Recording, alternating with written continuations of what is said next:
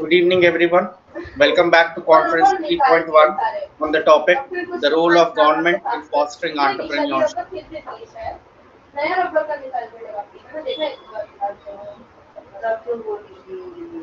We are delighted to have you all to join us once again as we continue our exploration of this fascinating topic.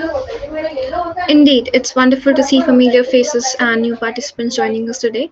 We hope you had a restful day and are ready to dive into another session filled with valuable insights and discussions. Yes, today again we have an exceptional lineup of speakers who bring a wealth of knowledge and practical insights to the table. So, without further Without delay, let's introduce our esteemed speakers for today's session. Our first speaker is Ms. Sara Valencia Martinez, a chemical engineering with 26 years of commercial field expertise. She has collaborated with notable international companies like Mettler Toledo, Nipro Medical Corp, Ibur, Iberdrola, as well as brand distributors such as Coba Corp and Plus. Her role encompassed driving the development and expansion of new business areas, alongside directing and training sales focused teams using consultative methodologies, resulting in positive outcomes. Notably, she is the CEO and founder of Lee Marsh Consulting, specializing in offering re engineered commercial process solutions for enterprises and entrepreneurs. Ms. Sara's wealth of experience and leadership in commercial re engineering underscores her commitment to driving business growth and innovation. our next speaker for today is none other than Ms. Twinkle Bahaduri, who is a two-time TEDx speaker, a 10x speaker, an international keynote speaker, and a co-author of an Amazon International bestseller, I'm Possible.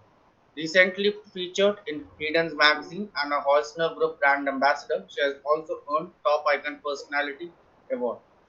She was also featured in the top 10 powerful personalities in Women's Magazine as well as recognized in the Top Voice Heusner International Book 2024. Professionally, Ms. Twinkle is currently a senior site manager for APAC region at Thermo Fisher Scientific with over 10 years of experience in next generation drug development and clinical trials. As a clinical research professional and former medical scientist, she has vast expertise in managing investigational drug trials and medical device clinical trials within the hospital, academic, and pharmaceutical sectors in the APAC region. She holds a double master's degree in business administration, master's degree in infectious diseases, and a biomedical science degree from the University of Western Australia, as well as a postgraduate training in FDA and prescription drug development and approval from Harvard Medical School. As an international keynote speaker, she now advocates for the vital role of clinical trials in successful drug development. Next up, we have Dr. Alexandra Stevanovic, a distinguished academic with a doctorate from the University of Belgrade's Department of History and Philosophy of Natural Sciences and Technology. She is currently a research associate at the University of Kragujevic's Faculty of Philosophy and Arts Center for Scientific Research.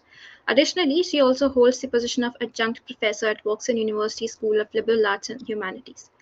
Her extensive research interests encompass the anthropology of technology, theology and technology relations, AI ethics, cultural anthropology, and digital humanities, contributing significantly to national and international conferences while also holding the esteemed role of a respected translator.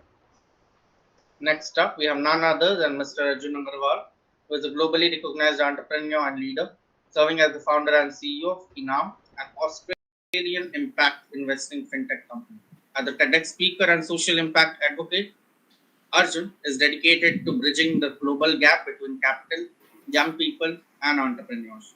His ability to connect with diverse audiences through relatable experiences makes him a sought after keynote and guest speaker, offering bite sized nuggets of wisdom to inspire and motivate individuals to reach their full potential.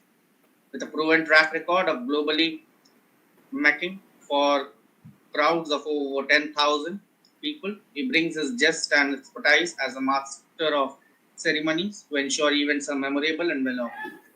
As a recognized startup ecosystem leader and supporter, his experience, network, and perspective in the public, private, and government sector equips others with the confidence and skills to navigate challenges and achieve them. Introducing our next speaker, Mr. Preetham Das, a seasoned international trade and business consultant with extensive experience in automotive engineering. As a dedicated mentor at MicroMentor, he has nurtured connections with over 500 entrepreneurs worldwide, overseeing 2,000 plus projects.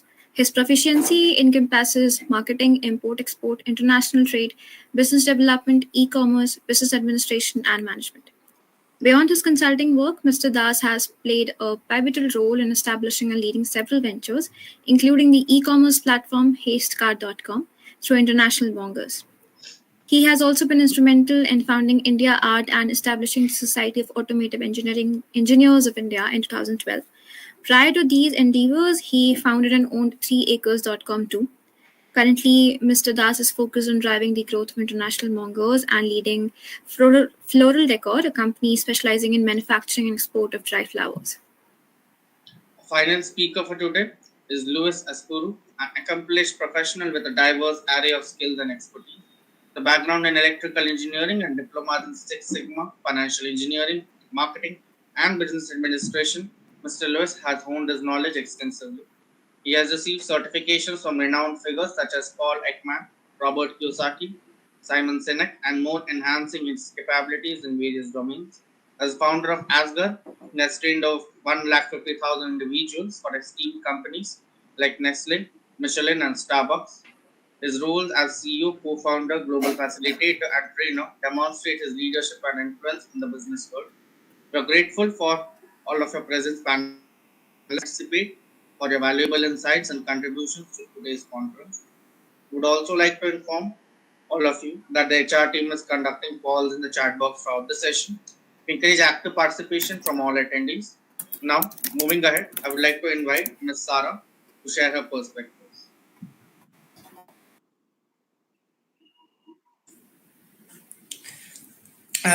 Good morning and good night to everybody. And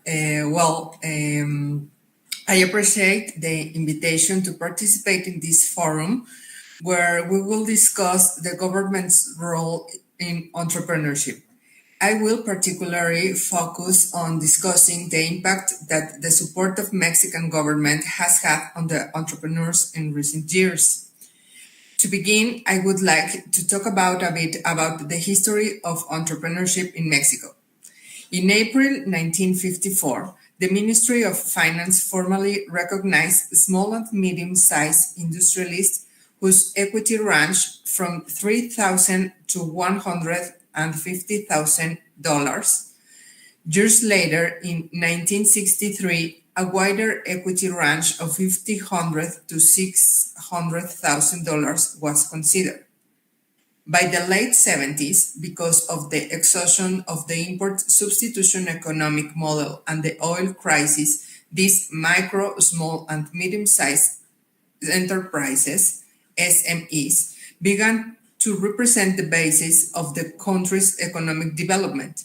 It wasn't until 1978 that the government created the first support program for small and medium-sized industry in Mexico, that time called the Comprehensive Support Program, PI. This program grouped various funds and trusts aimed at supporting establishments with up to 6 to 250 employees. Establishments employing 5 or fewer people were considering artisan workshops and were not eligible for this support program. In 1980, the PI considered any company with fixed asset investment of $600,000 as a small industry. 5 years later, the formerly Ministry of Commerce and the Industrial Development, now represented by the Ministry of Economy, officially established criteria for classifying industry by size. Microindustry, firms employing up to 15 people with sales up to $200,000. Small industry, firms employing between 16 and 100 people with sales not exceeding $250,000. Medium-sized industry, firms employing between 101 and 250 people with sales not exceeding $600,000. In 1999, there was a stratification of companies differentiated by economic activity and/or business type, supported by the number of employees. Today in Mexico, we can say that SMEs represent the backbone of the country's economic development as we see worldwide. Speaking of the current statistics, according to the National Institute of Statistics, Geography and Informatics of Mexico, INEGI, there are a total of 6,373,169 economic units as of 2024. According to the 2019 economic census, it's important to note that the distribution of companies by the number of employees. Large companies with over 250 employees account for only 0.2%, while micro enterprises with 0 to 10 employees account for 94.9%, followed by small enterprises with 11 to 50 employees at 4%, and medium-sized enterprises with 51 to 250 employees at 0%. Furthermore, this census indicates that 67.9% of the employed population works in SMEs, while 32% work in large companies. These SMEs generate 63% of employment and 35% of the national gross domestic product, GDP. However, the entrepreneurs continue to face significant challenges in creating and growing businesses, as only 35% out of every 100 business survive their first 5 years. Additionally, J.B. Macias estimates that the informal sector in Mexico represents between 30 to 34% of the GDP, making it correct to affirm that SMEs are the main source of employment for the Mexicans, according to the 2019 economic census. Regarding government policies supporting entrepreneurships during the period from 2012 to 2018, there was the National Institute of Entrepreneurship Supports, called INADEM, which was the decentralized public body for the Ministry of Economy aimed at implementing, executing, and coordinating national policies to support small and medium-sized enterprises and ultimately entrepreneurs. INADEM managed the National Entrepreneurship Fund, which aimed to promote national, regional, and sectorial economic growth by strengthening government and business development. This fund consists of 5 comprehensive support programs: 1 strategic sectors and regional development program, 2 business development programs, 3 entrepreneurship and financing programs, 4 program for micro, small, and medium-sized enterprises, 5 support for the incorporation of information and communication technologies in SMEs to strengthen their administrative and commercial capacities. INADEM also support the Entrepreneur Network for policy execution coordination and composed of public and private organizations integrated into a platform that offered entrepreneurs a catalog of options with programs, products, services, and solutions for citizens interested in starting or improving their business. This only platform also had services counters for entrepreneurs and business owners distributed in over 460 locations throughout Mexico, known as Move Mexico points. With the change of government, there was a structural change in the vision of support and promotion for entrepreneurs. The incoming government from 2018 to 2024 developed new policies through welfare programs, which are driven through the National Development Plan of the present welfare policy, where through the National Development Plan of the present welfare policy, where the fundamental axis of government action is linked to addressing the needs of individuals. This is based on 12 guiding principles that governs action, including pension schemes, agricultural programs, and social safety nets. Within the national development plans, there are several development programs, including support for women's institutions in the states, support for the welfare children of working mothers, support for the social economy, emergency programs for social of natural emergency, life insurance for family heads, and programs of the National Fund for the promotion of handicrafts.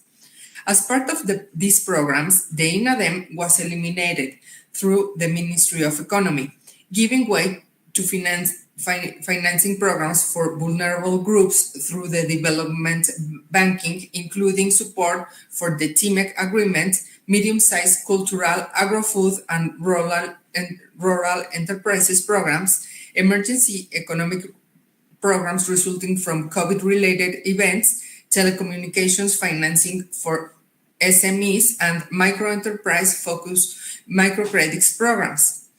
The disadvantage of these credits is that they target specific populations, had limited application periods, and are no longer in effect. As mentioned by the President of the Confederation of National Chambers of Commerce, regardless of the amount of support of microenterprises, what needs to be promoted is innovation and entrepreneurship, because microloans do not create jobs, at most self-employment, and what we seek is to think about new and more companies. In addition, during this period, there have been no policies present for promoting business regulation or entry into stock markets or additional support from development banking. With the disappearance of development banking projects, we can mention that it's truly a merit for the entrepreneurs in Mexico to develop, grow, and maintain a new business without considering these tools. If we analyze the situation in Mexico according to the statistics of the Global Entrepreneurship Monitor, GEM, 2023-2024, Mexico is lagging behind countries in the region such as Chile, Panama, and Uruguay, ranked 41 out of 49. This can be attributed to the lack of support and government policies for entrepreneurship and the economic development of SMEs in Mexico. The same report issued in 2020 placed Mexico at the position 23 out of 54 countries, indicating that the establishment of an institute like INADEM and government policies supporting development banking favored entrepreneurship in Mexico. As we will see in this meeting, adopting best practices and assuming recommendations from international institutions such as the World Bank is essential. Addressing structural limitations such as limited access to financing, insecurity, informality, regulatory burdens, and infrastructure bottlenecks is essential to fully leverage the opportunities present by nearshoring in the current international environment. The adoption of these practices, among many others, can open up opportunities for growth not only for our country, but for the entire region. In conclusion, as we've seen, Mexico, like many other Latin American countries, is refining its policies focused on entrepreneurship, with which we have seen success in previous years. Moreover, with its rich history, cultural diversity, abundant natural resources, and being one of the world's 20 largest economy and the second largest in Latin America, Mexico confirms the development potential of over 6 million micro, small, and medium-sized enterprises. Despite now having all the support available in other countries, these enterprises generate 63% of local employment and 35% of the GDP. it's important to continue working in synergy with international institutions and associations in support of entrepreneurs so that initiatives aimed at ensuring the aforementioned issues are consolidated. Also, the creation of public policies that contribute to the use of sustainable energy, technological tools, and the transition to formal models for projects currently working in the informal sectors. These long-term perspectives will strengthen to the community and have much potential for societal growth. I hope that this contribution has been of your interest. Thank you for your attention. Thank you, Ms. Sara, for an insightful speech. And I would request that you please share your email address in the chat box. And if any of our audience has any questions, they can reach out to you directly.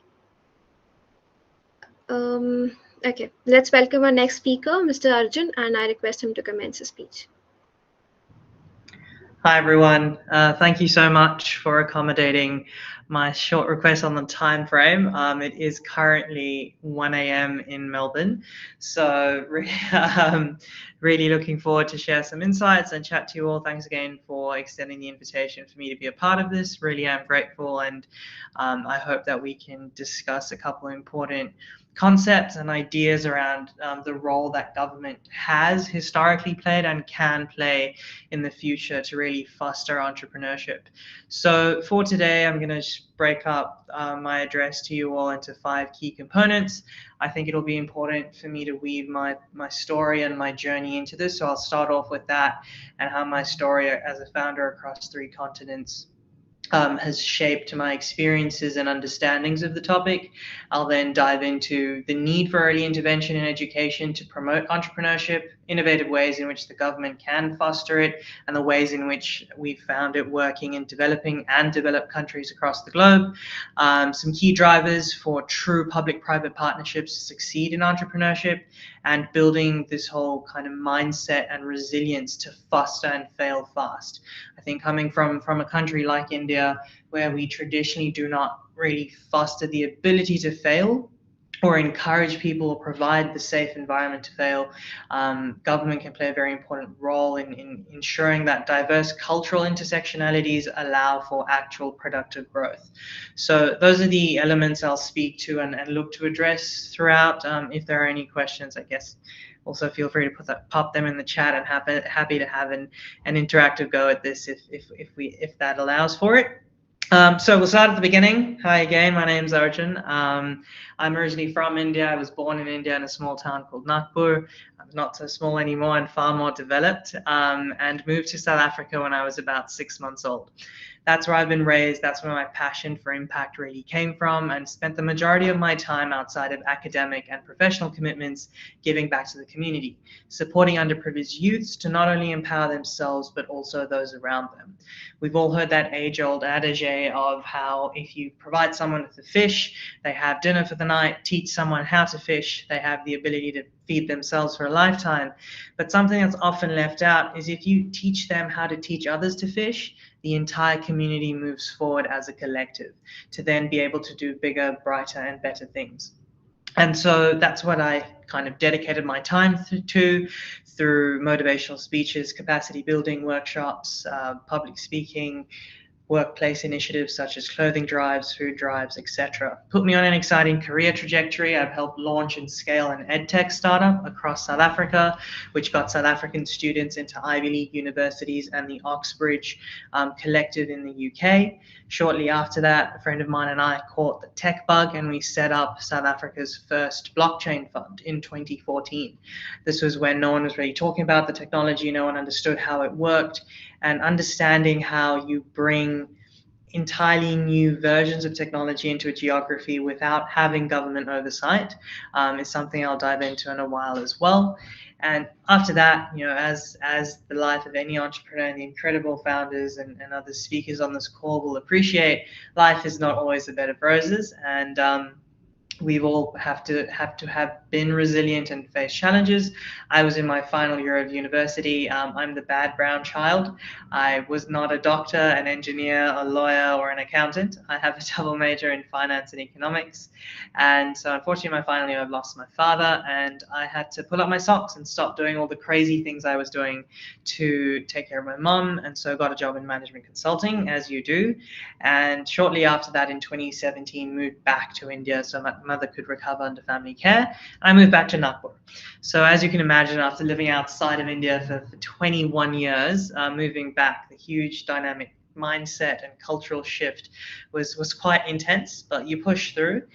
Started off at a small family office managing a $20 million fund, growth plateaued, and then tried to get into the bigger cities.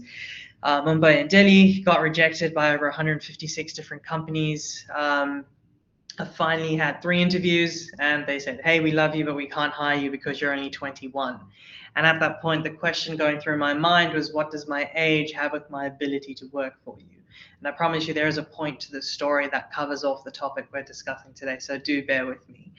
And eventually, didn't get those jobs, found out about a bank called Investec in India. That was a South African-grown investment bank, which had operations in Mumbai that I was unaware of.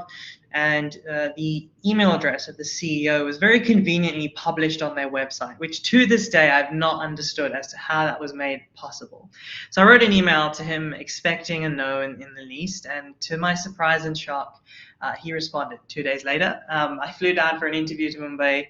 I completely screwed up the interview, answered the question they asked me about a CAPM model, and I answered, and they were like, look, you're wrong, but we love your confidence. And so I asked, does that mean I get the job? Shortly after that, I started off as an intern in equity sales and research, moved on to structured and leveraged finance, where I helped close about $500 million in deals across India and APAC, setting up some of India's largest renewable energy power plants in the greenfield and brownfield phases, and some acquisitions with Blackstone, GIC, ADIA, TPG, and True North. So really getting an understanding of how our entire financial services ecosystem works in Asia and India. Got to the point where I asked myself, okay, what are you doing with your life, Aj? And I wasn't doing the one thing I love doing most, which is helping other people. I now had a roof over my head, food to eat.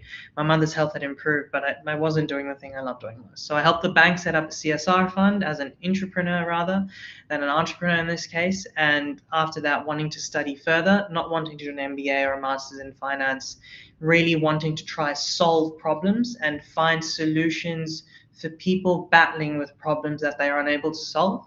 I thought the Masters in Entrepreneurship would be a fantastic educational outlet to be able to achieve this. I come from, in India, what we call a Marwadi background.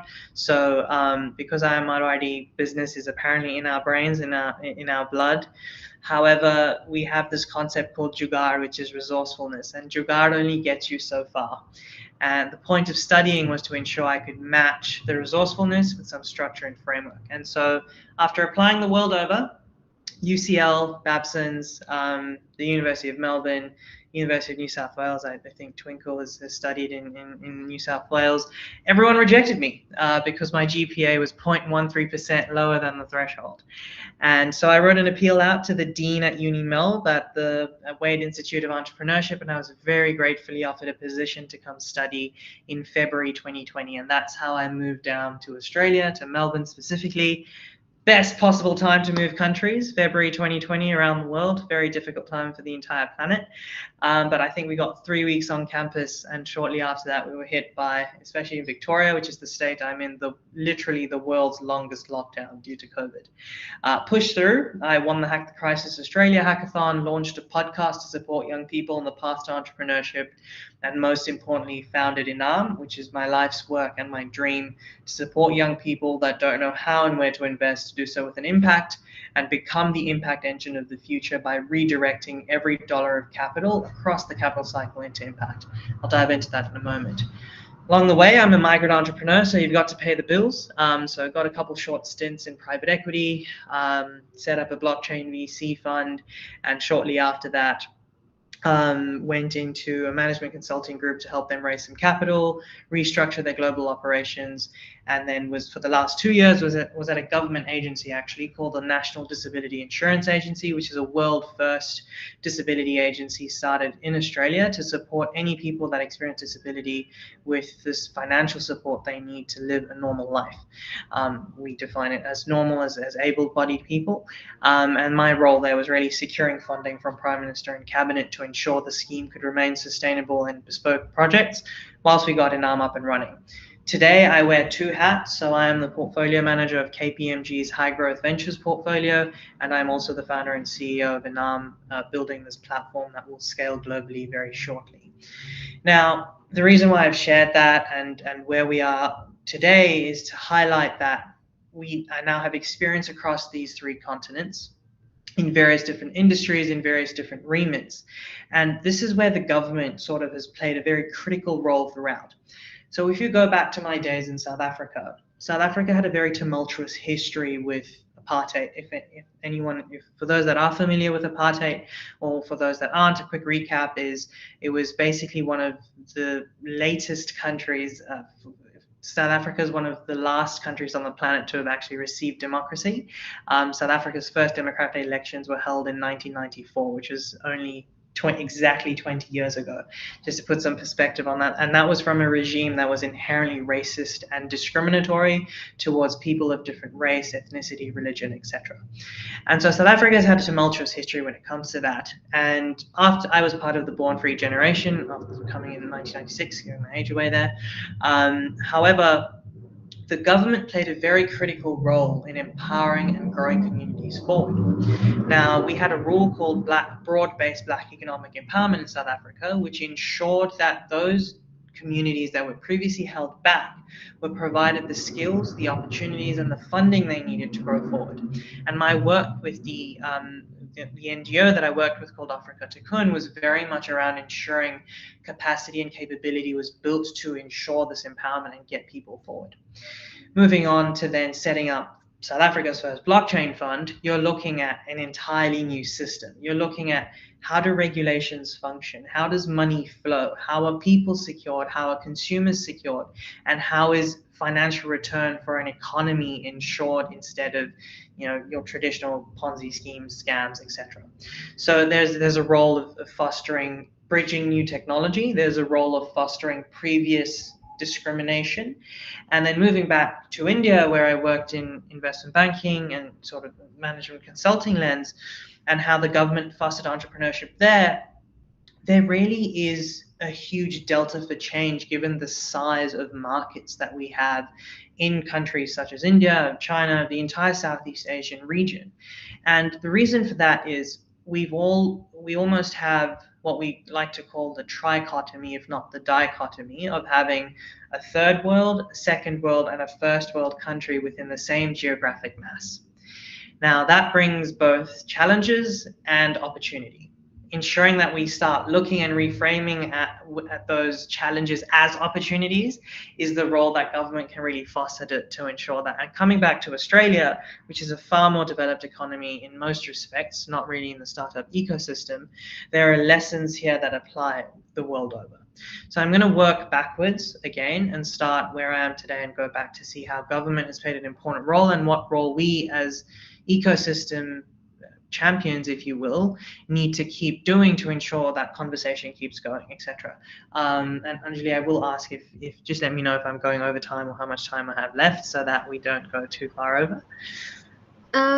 We are 3 minutes over time, but that's fine. I'm so sorry. I will close off with my 2 points. I'll quickly close off my 2 points.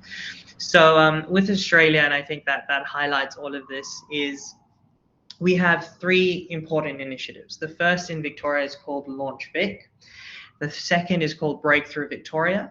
And then we have government and grant funding set up by every state across the country. Now, those are an incredible example of how government actually fosters education for entrepreneurs, but also the physical resources required to grow and succeed. So we have Launch Vic, which basically sets up the vision and the trajectory for the entire ecosystem. But the way they do this is threefold. They have created the ability for sophisticated investors or retail investors who are not well off or as wealthy to create something called angel syndicates, where people can pool money together and then invest in early stage startups to foster that early stage ecosystem. What they also do is invest in education programs as early on as high school to ensure teachers are trained to teach entrepreneurship. Universities have the right frameworks to educate people on entrepreneurship.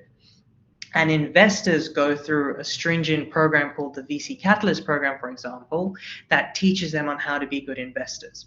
So that's taking care of not only the investment side, but the ability and the infrastructure to invest, the education to invest, and the final piece is, as a government outlet, which is now Breakthrough Victoria, that's a $2 billion venture capital fund.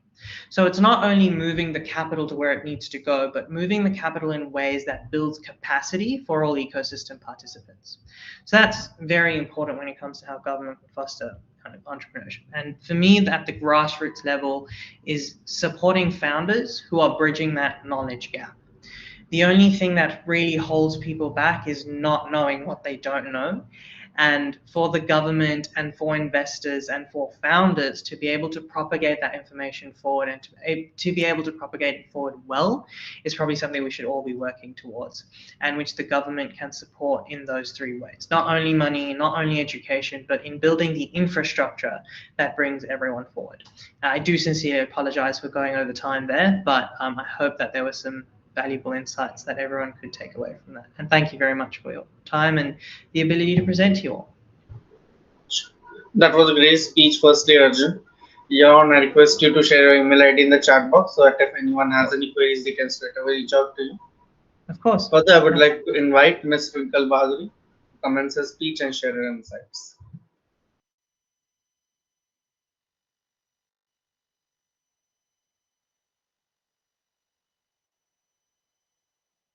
You're not audible, Twinkle. If you can just check out your audio setup.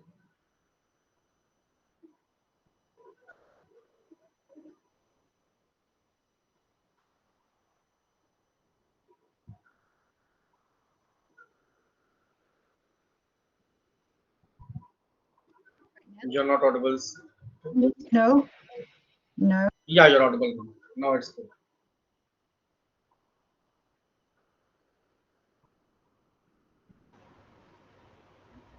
We are unable to hear you again. Your voice came and then went again. Yeah.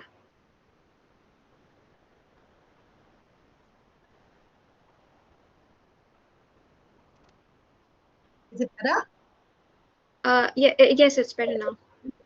It's okay. You can hear me, yeah? Yes. Okay, great. Thank you. Thank you. Okay. So thank you so much for this, lovely opportunity. I'm really appreciative of that. So good evening, ladies and gentlemen. Greetings from Sydney, Australia. It gives me great pleasure and honor to be here today. My session is very much geared towards empowering entrepreneurship in youth and the role of government in fostering that. So to the new entrepreneurs, I have a question. Have you ever felt of turning your passion into a thriving business, or wondered what it takes to navigate through that exciting journey of entrepreneurship? You see, to me, entrepreneurship in simple terms means they start, they run, and they grow their business based on an idea, like a seed that is ready to be nurtured into a fruitful tree. Now, we know that a successful entrepreneur have many traits, right? So what do you think are some of those traits that an entrepreneur should have?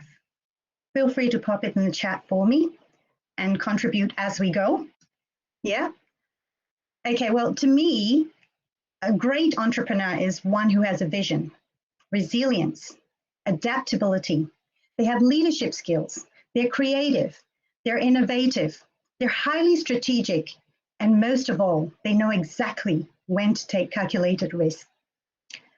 So in today's environment, locally, nationally, and globally, entrepreneurship among the youth is not just a means of economic growth, but it's also a catalyst for innovation, job creation, and even societal progress. You see, in this dynamic world, most traditional employment structures are evolving, and fostering that entrepreneurial mindset among youth, among young people, has become extremely important. So although that our innate talent and ambition plays that crucial role in entrepreneurship, but the government's involvement is equally essential in providing that necessary support, resources, and conducive environment for youth to flourish as entrepreneurs. Now, in this rapidly changing day and age, education has become the most important investment that we can all have for ourselves. And in saying that, our government plays a major role in creating those opportunities for fresh and creative minds to take that front seat in the workforce. Now, they play an important role in how youth and graduates perceive workforce accessibilities and navigate through uncharted territories of entrepreneurial world. In my personal story, I have navigated through similar challenges as a fresh graduate years ago and worked through my way to where I am today. You see, in my MBA years, my mentor once told me, where we are today is a grand sum total of our cumulative work of our past.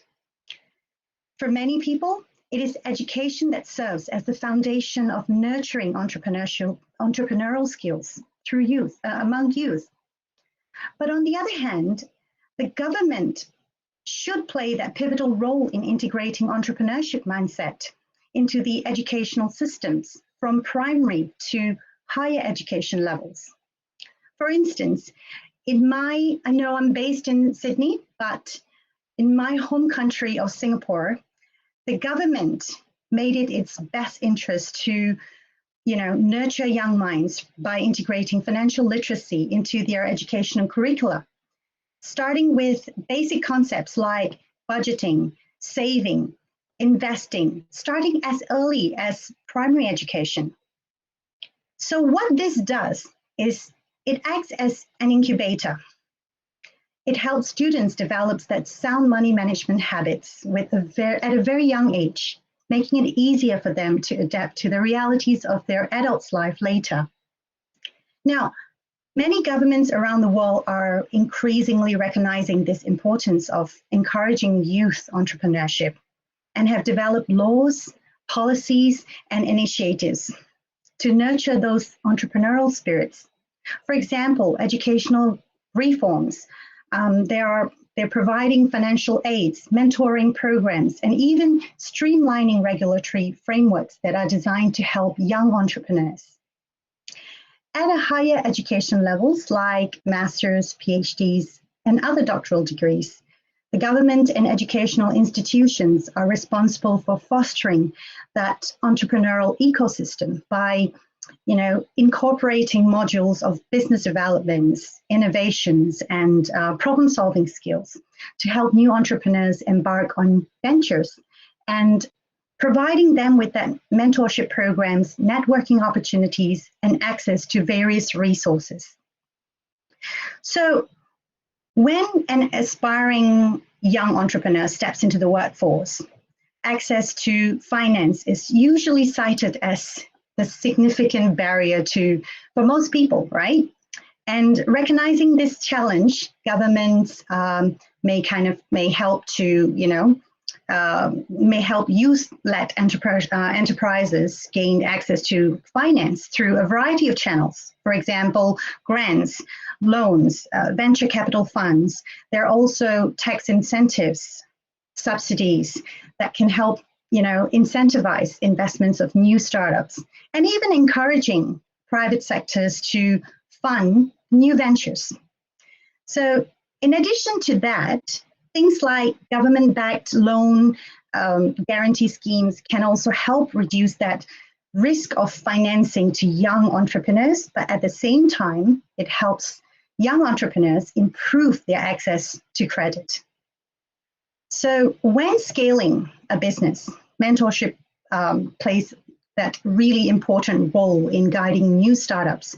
So government-sponsored mentorship programs can help to foster network opportunities through entrepreneurial events like conferences, networking platforms to help connect these new startup businesses with collaborators, investors, and even seasoned business leaders who can then help to provide that valuable insights into the market trends and as well as guidance on various industry standards.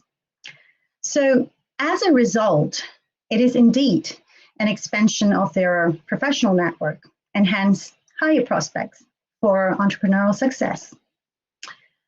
But also, in my opinion, even an experienced global business leader can face challenges, right? When navigating through government-regulated policies and commercial legislations. So, creating that more conducive environment can help to create, new entrepreneurs, can be created for a new entrepreneur by reducing bureaucratic hurdles and red tapes by the government. So example, simplifying licensing procedures and producing pro-business laws can help support aspiring business owners. For instance, I know that, as a clinical research professional, there has been a growing recognition of the importance of involving youth in clinical research endeavors.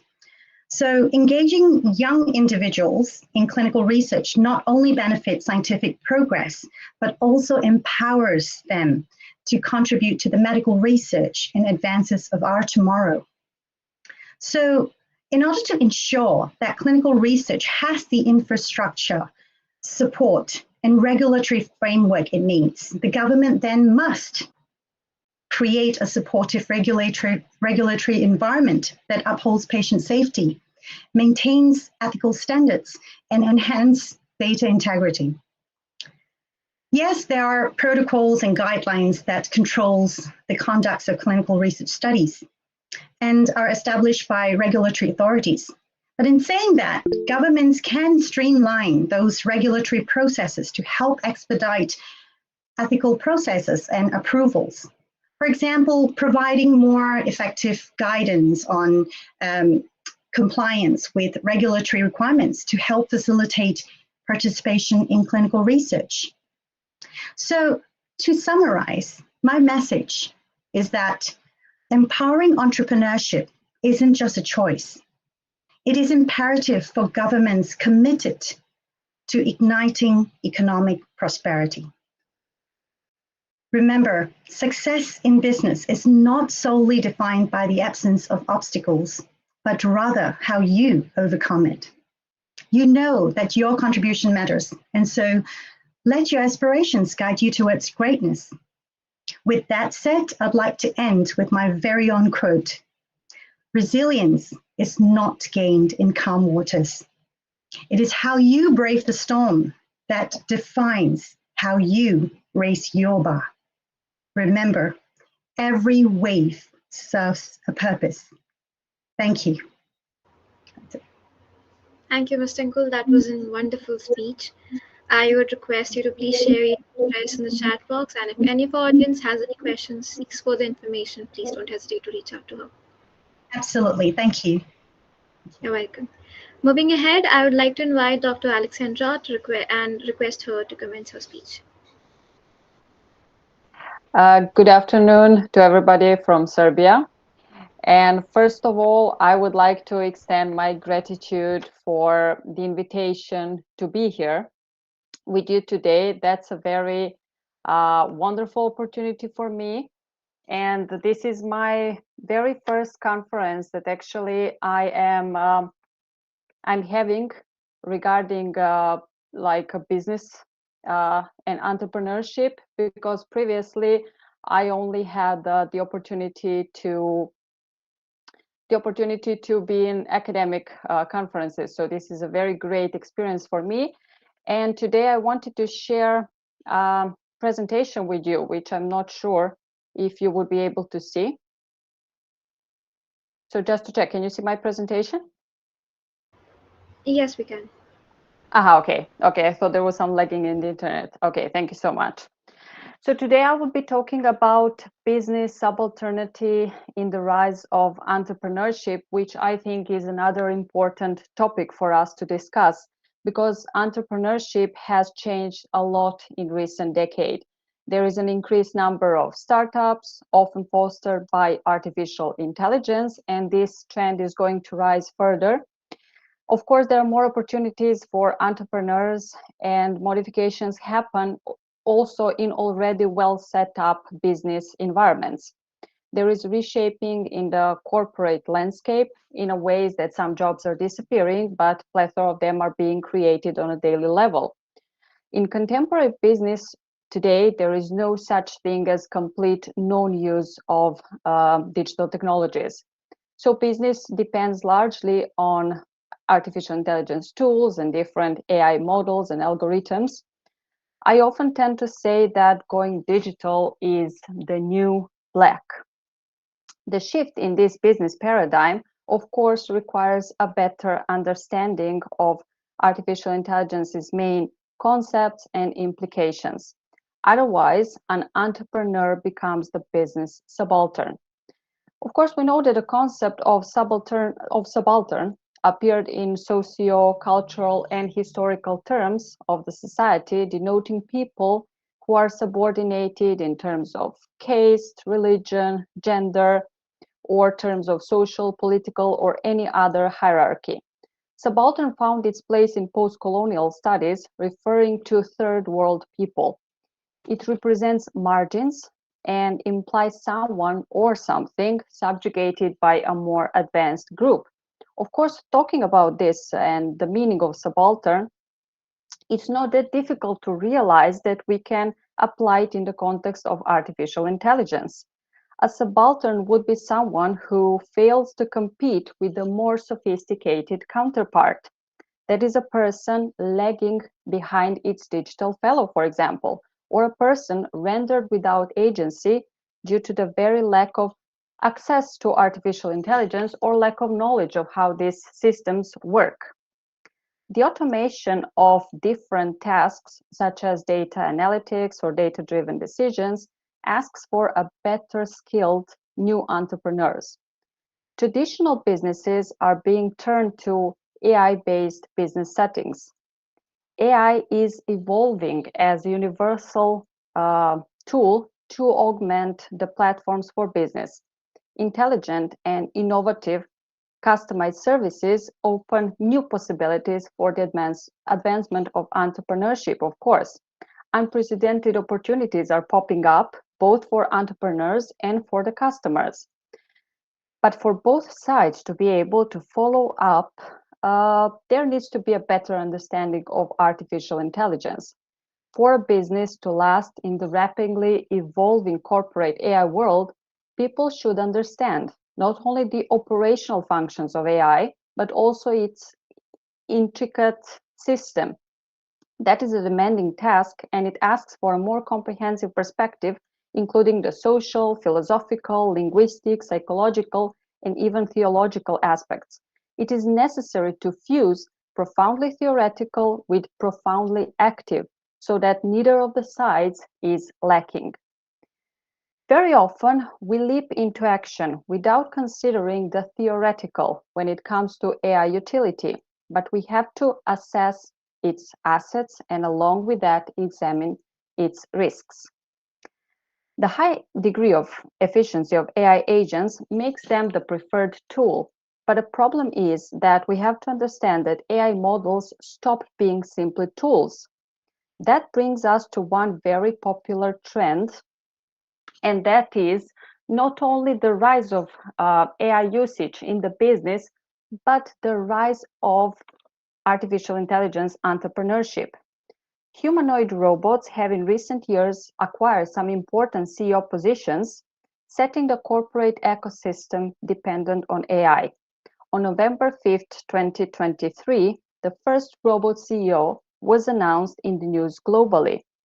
Micah, sister of famous robot Sophia, who was the first robot to be granted with citizenship in 2017 and produced by Hanson Robotics, became the first CEO of a large company Polish rum company dictator who customized the CEO to represent the company and its unique values.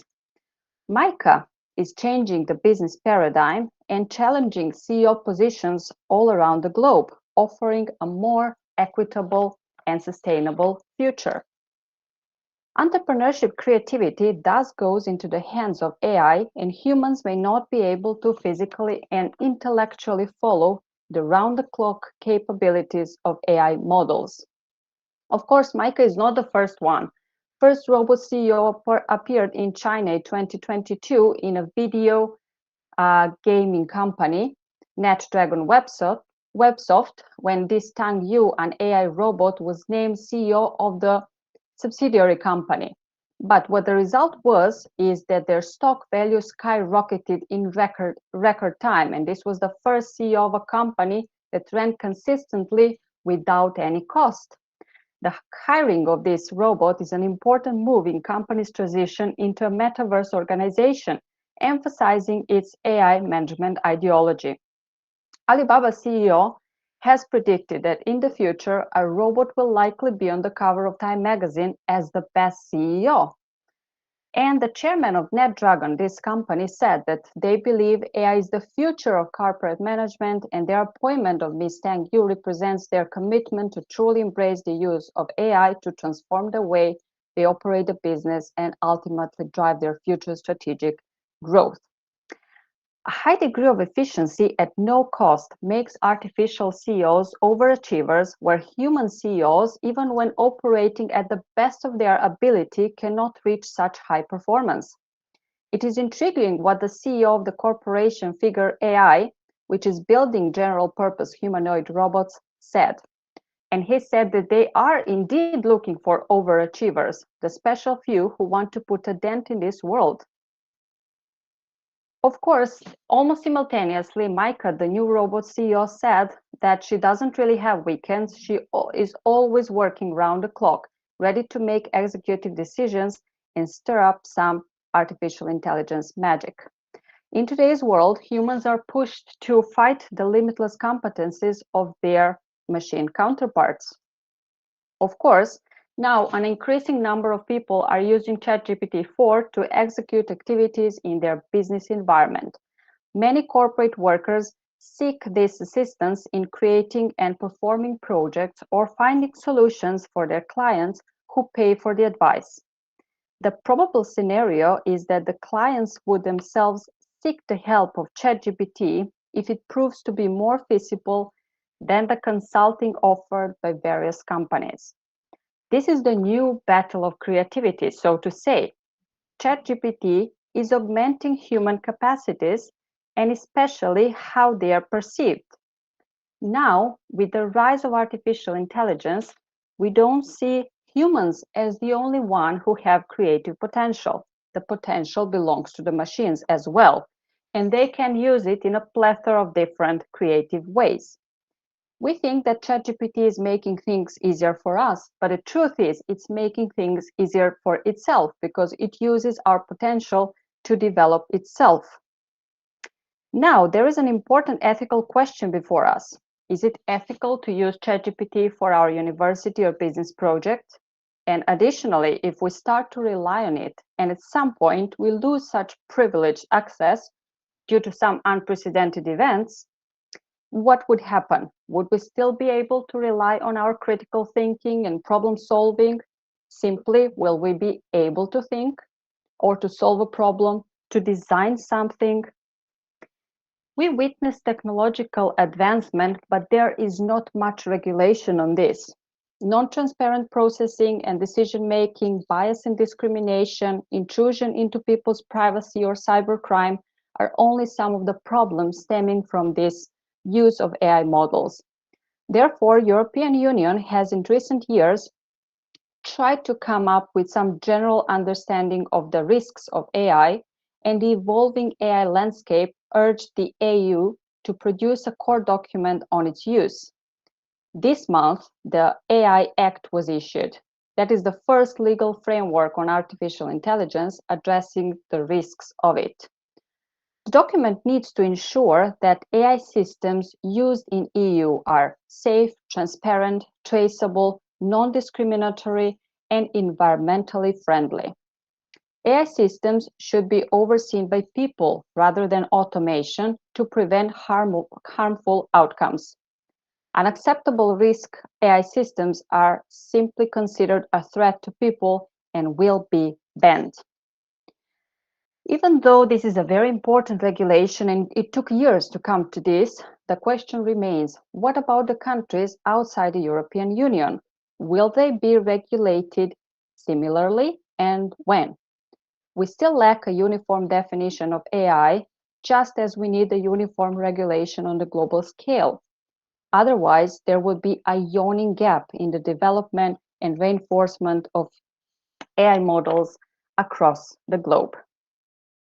We have embarked on a very long journey of coevolution of humans and digital machines, or digital humans as they call them.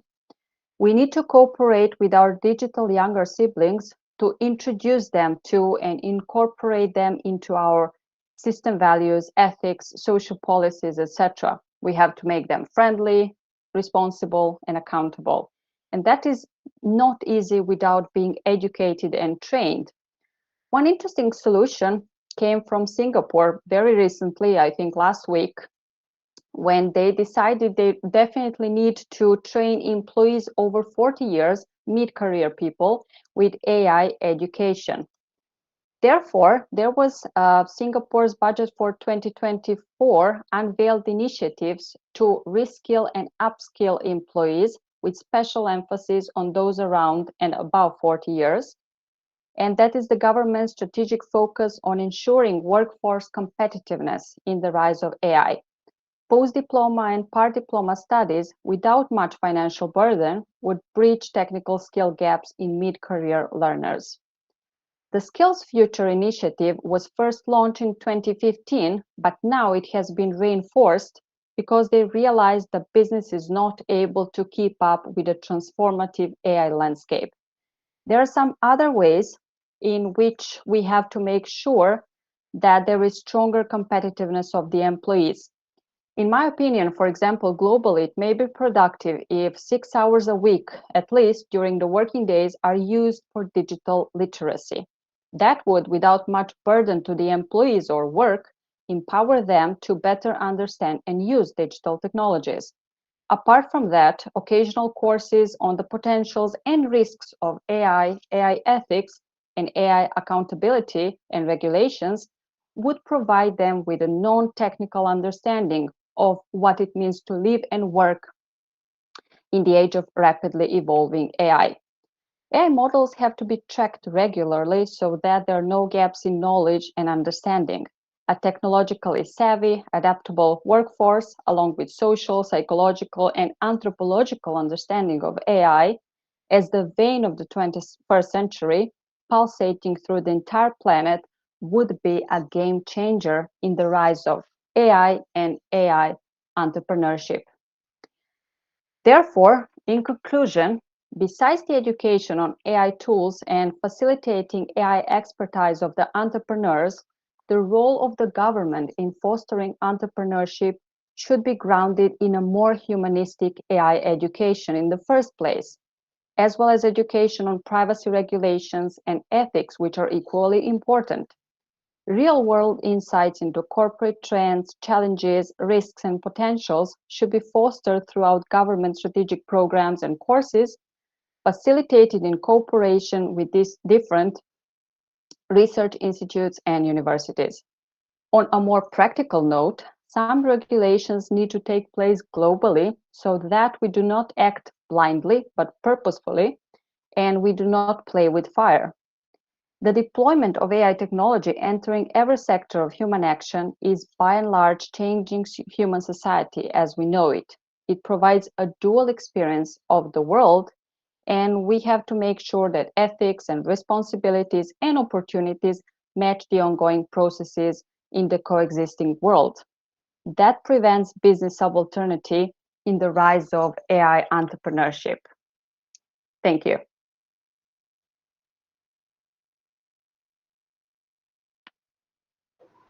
Firstly, I need to appreciate your speech, Alexandra. You have clarified some of my queries which I was researching on in this AI entrepreneurship subject.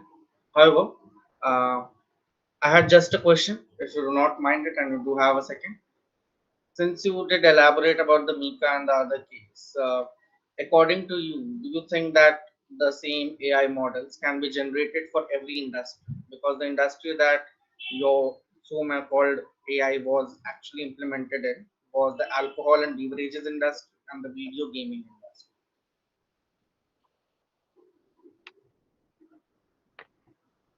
Yes. Okay. Thank you very much for this question. You know, it is very, let's say, very intelligent to notice that the first two companies that started this trend, first one is video company, second one is alcohol company, and these are two very big addictions of not only of the 21st century but even before. We know that this is something that attracts people very much.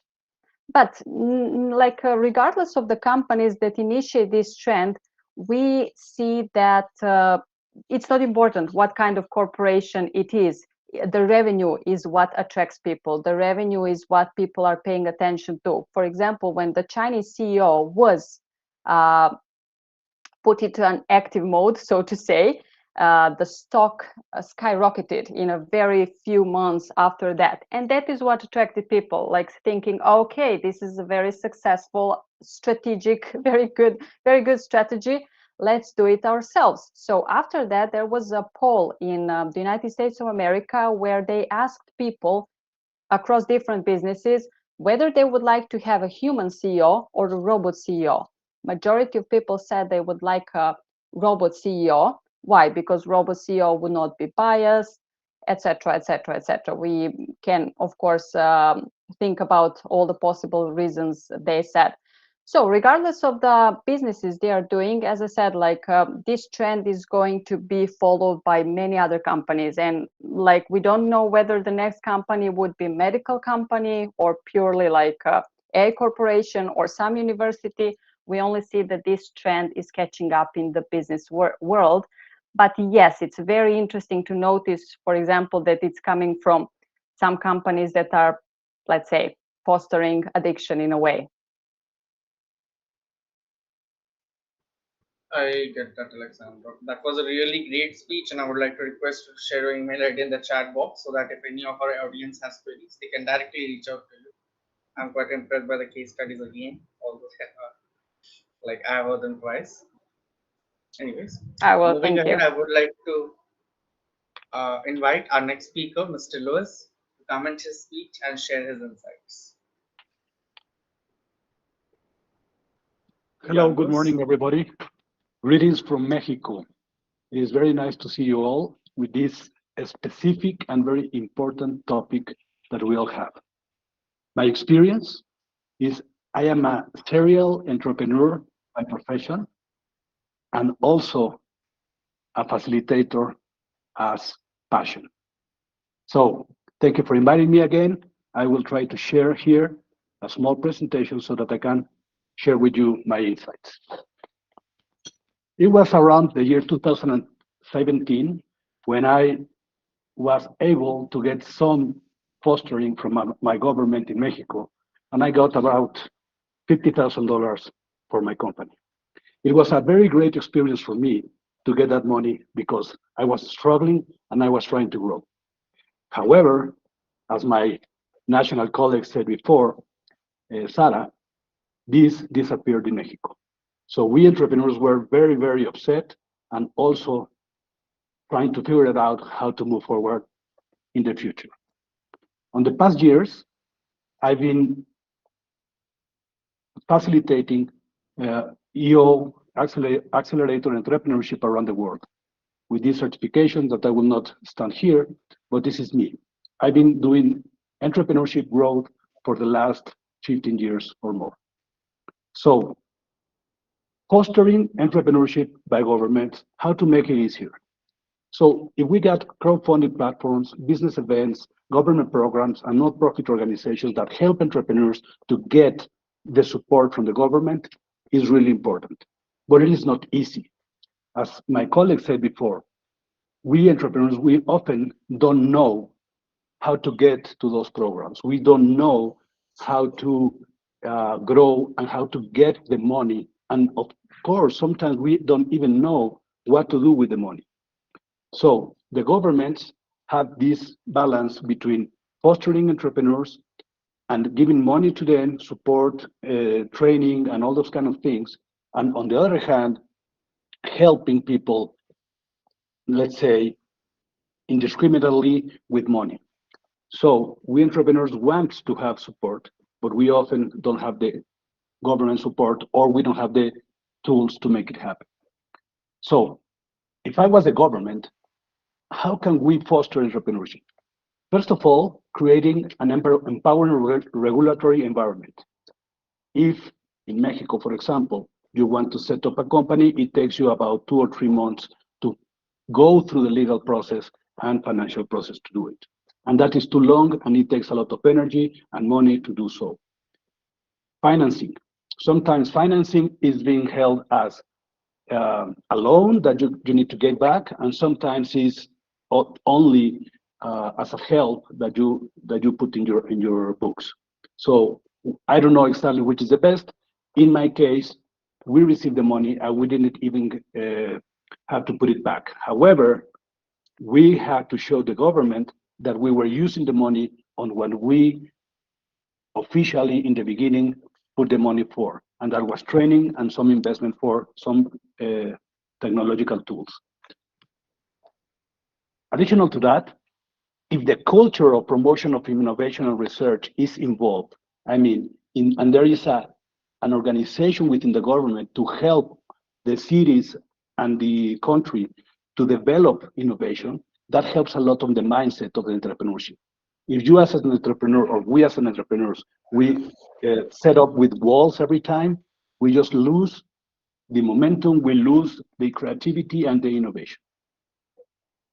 So, but the question is, should governments support entrepreneurship or private sectors do it? What is best? What is best on that? And let's put a double thing here.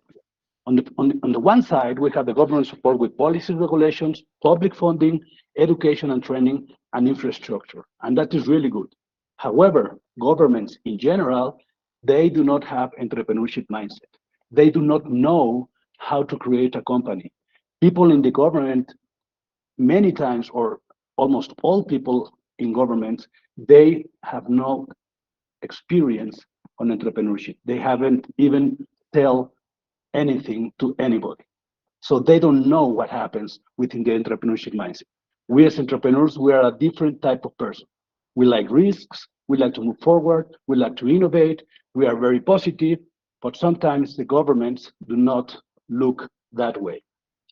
On the other hand, the support from the private sector, what happens is they need to have some return. So a lot of times, or many times, this support from the private sector is on private equity investment, and sometimes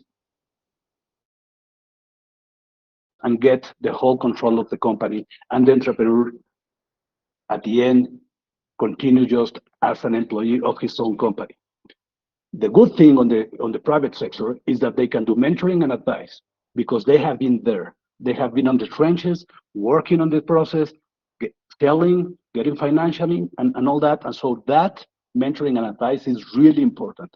And we cannot get that from the government. The other thing is the thing that we call smart money. Smart money is not only cash or money to the entrepreneur, but money that is involved with some collaboration within the person that is giving the money. As an example, if I, for example, put some money in a company, but additionally to that, put my selling points, let's say, on the service to that company I am investing in, is not only money, but the synergy expansion of all my support that I can give it. So we think, or I think, that needs to be both. On one side, the government needs to put the environment that we can, as an entrepreneurs, move forward and grow. And on the other hand, the private sector needs to support the private sector as well. We think that entrepreneurs are going to rule the world within the next years and not the big companies. Let's put some examples of government support that we have. In Mexico, we did have the INADEM. That is a fund that was just for entrepreneurs' growth, but that is closed now. It is not working anymore. And there is a small fund for that, but the culture of the country is not supporting entrepreneurship right now. In Israel, on the other hand, we do have some venture capital investment from the state. And as you probably know, Israel has had one of the most successful, let's say, programs of entrepreneurship, digital entrepreneurship around the world. And that is something that we can learn from. I don't know about India, but in the US, there is a small business administration and state and local agencies.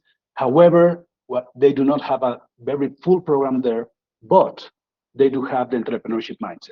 So we need to figure out the best way to do it. And as entrepreneurs, we got the responsibility to do it. We entrepreneurs, we do not get steady. We do not, let's say, give up. We just push forward and push forward. And I will give a couple of ideas on how to get financial support from the government. This is a nice example of, let's say, successful process of backing from the government in the past years. How it worked? Well, basically, it was about giving contracts away. So the government saw this company as a potential partnership and a very good thing that they couldn't even do it alone, and they decided to help them and support them by giving them contracts. And those contracts were really, really good. So what would be the steps of us as entrepreneurs looking for benefits and opportunities from government support? First, we need to educate ourselves. We need to get research. We need to get eligibility, and we need to find out which and where are programs that can help us. And it depends also a lot of the size of the project or the company. But first, we need to figure out what do we want to do? Do we want to grow? Do we want to expand? Do we want to stay as we are? What do we need the money for? So if we do that research and we educate ourselves, that is the first important thing. Not to rely on the government to educate us, but us educate us ourselves. And that is the most important thing that I can say right now. The second thing is, now that you can find those applications, put the time, energy, and effort to do it well. There is a study there that about 60% of all applications for support on the government fell out because of the lack of professionality of putting the application in. That means, for example, budgets or forecasts, financials, or even the business model or the unique sales proposal that the company is giving away. We do not have the knowledge on how to put the package together so that it moves forward within the system. And third, we need to define our business model. We need to get really, really deep on what do we want to do in the future. What is our mission, our core purpose, our BHAG, and all those kind of things that will help us in the future to get that money. Governments, at the end, they are also wanting a return.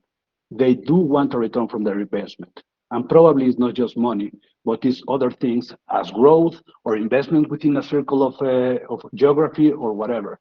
But they do want their money or the government money to give something back. And we need to understand what is the government wants. Each government wants different things. Do we want to be the best technological country in the world? Do we want to be, as my colleague was saying, a specialist in AI or something like that? What does the government want? And if we can, as entrepreneurs, figure that out, then we can show them that we can help our countries with our entrepreneurship. Thank you very much. I am open to questions, and let me know if there is something that I can help on.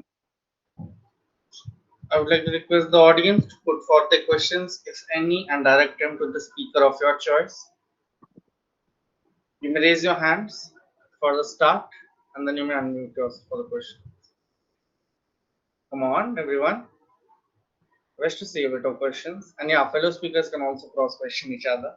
There are no restrictions or foundation of any kind. Sujata, Vinod, Virendra, Shubhendu. No questions out here?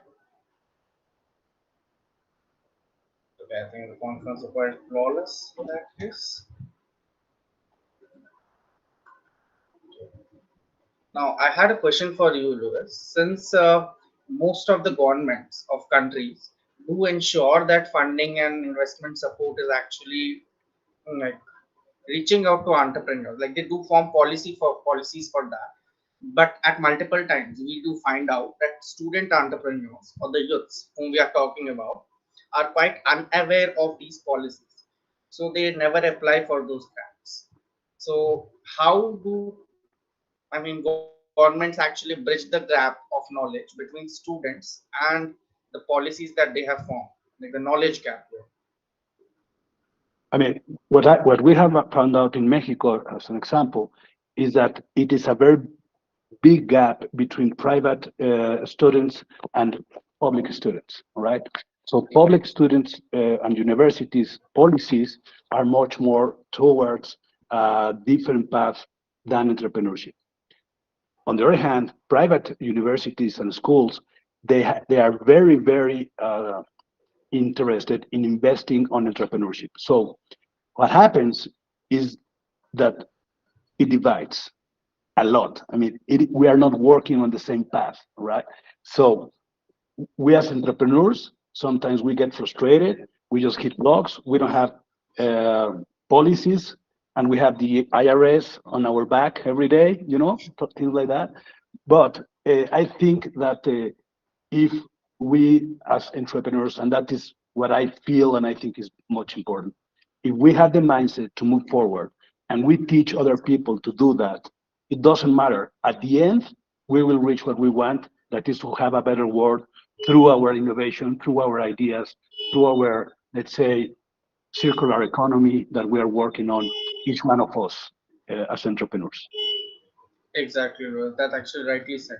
Utkal, since you are a clinical researcher, kind of even you might have faced this issue or seen it or noticed it in multiple cases where young researchers do get funds, grants, and everything from the government, but actually they're not aware of the fact or they do not have the knowledge that these funds, investments, or grants are being provided by the government. Obviously, these researchers are people who actually commercialize their ideas on a later stage to become entrepreneurs. Well, you see, to me, okay, so generally there's a difference between clinical research and academia research. So generally academia research are funded mostly, well, I'm talking about Australia, yeah? So they're generally funded by the government. However, but in clinical research, most of them are sponsored initiated trials. So they are kind of, they're funded by pharmaceutical companies.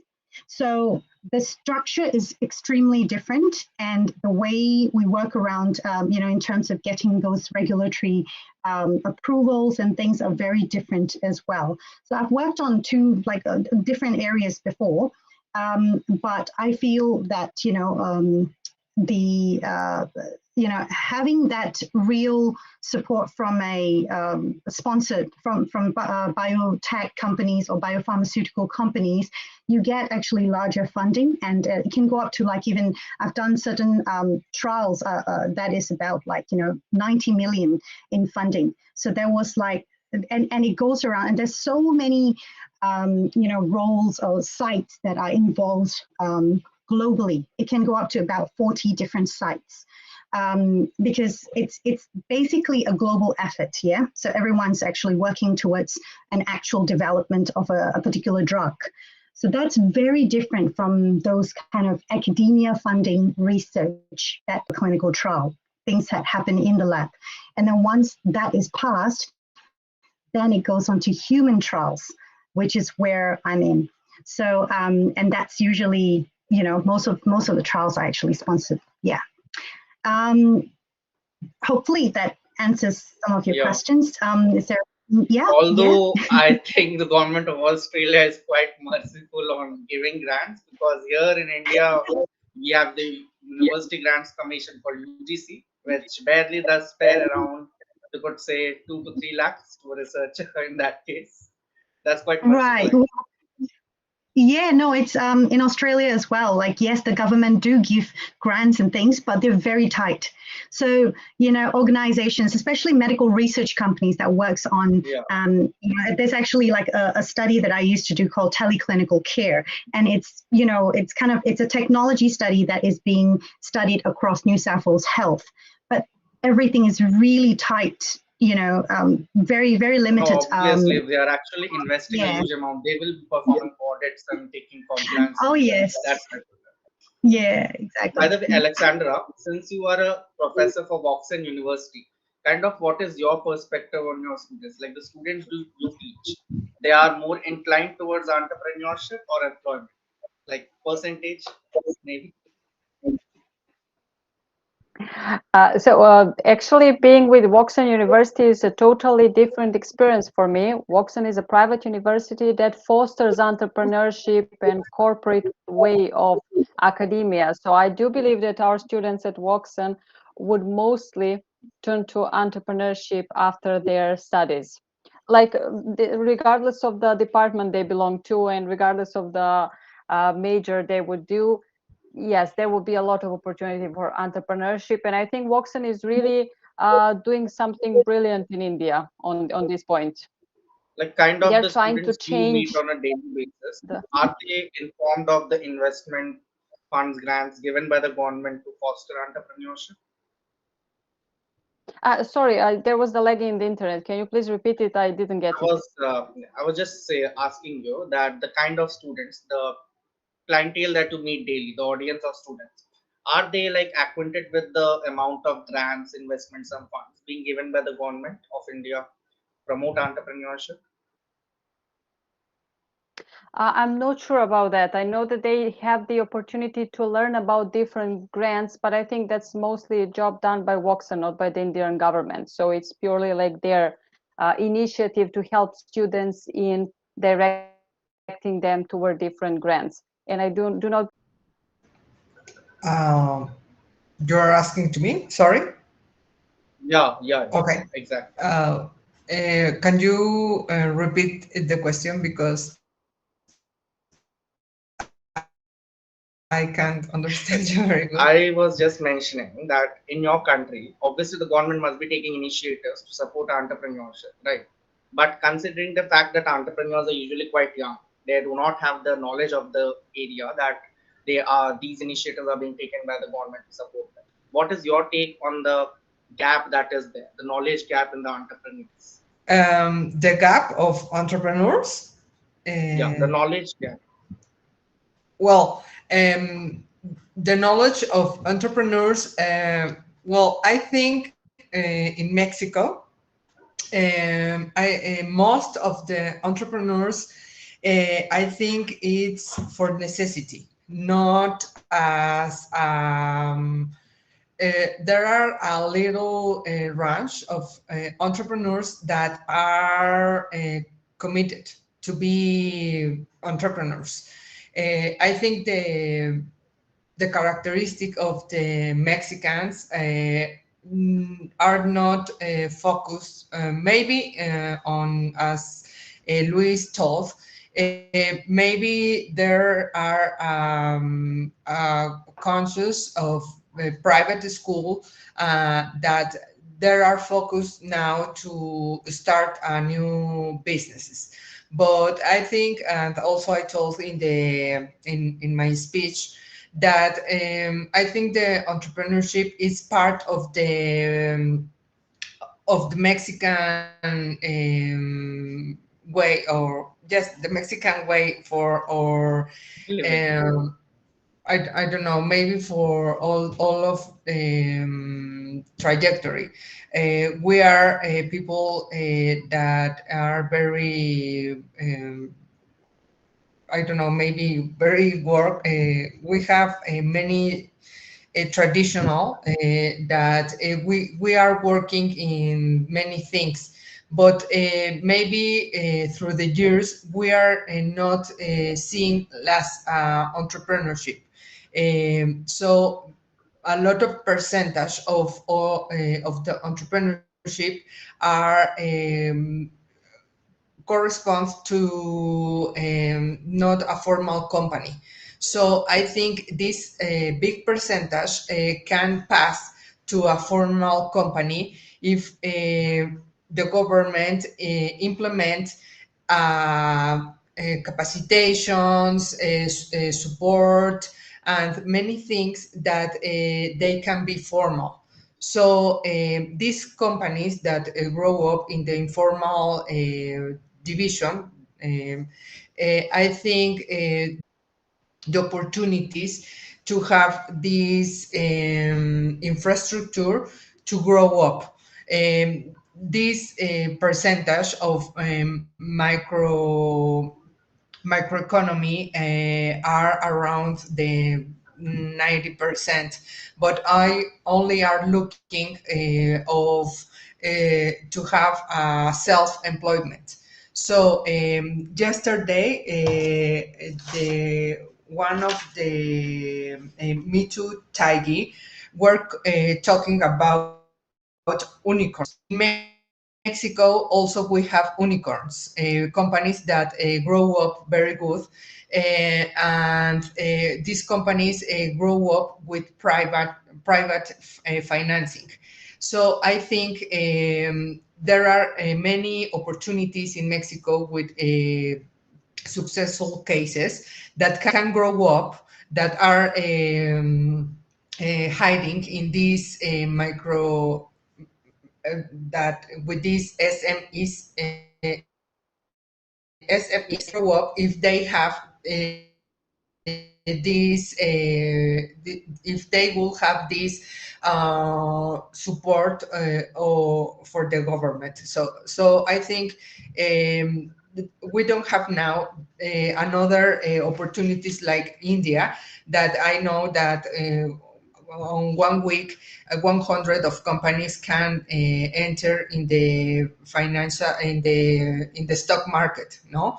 So I think we don't have now the capacity of these things so important that the education that another colleague also told in the meeting today. So I think it's one of the most important education, and because one of the to resume, I think the entrepreneurs in Mexico are doing for necessity, not for a vision of looking for a plan of life. That's actually a very strong point, because unorganized business sector actually comprises of, you could say, 60% businesses in India. Because even when we walk on the street, even a stall that's standing there selling out lemonade or maybe something other drink, or maybe a street snack, even that is a business, right? Because after all, that's unorganized business, but that's a sample of entrepreneurship. Nonetheless, this was actually a very interesting observation. Anjali ji, if you could just take the pleasure to host an entire conference on the topic, it would be great. That's actually quite interesting. Now, as we do come to the close of this remarkable conference, we would like to express a heartfelt appreciation to each and every one of you. The knowledge shared, the insights gained, and the connections made have all contributed to the success of this event. We are truly grateful for each of your participation and your contributions to the conference today. So, as we wrap up this conference, we kindly request all attendees and speakers to take a moment to provide your valuable feedback and reviews on Google. You can just Google out for SK Associates and Group and give a review or a feedback. And even if, like, you do not appreciate some of the measures that we have taken during the conference, you can just criticize us, because we honestly believe that criticism is the most best available manner to improvise our operations. Your input and thoughts are highly appreciated, as they will help us improve future events and obviously continue delivering high quality conferences like this. Thank you all for your participation and for being an integral part of this remarkable conference. We look forward to your reviews and hope to see you all at Conference 3.1 tomorrow again. Until we meet, stay inspired, keep dreaming, and continue to strive for excellence. Thank you all, and farewell from me.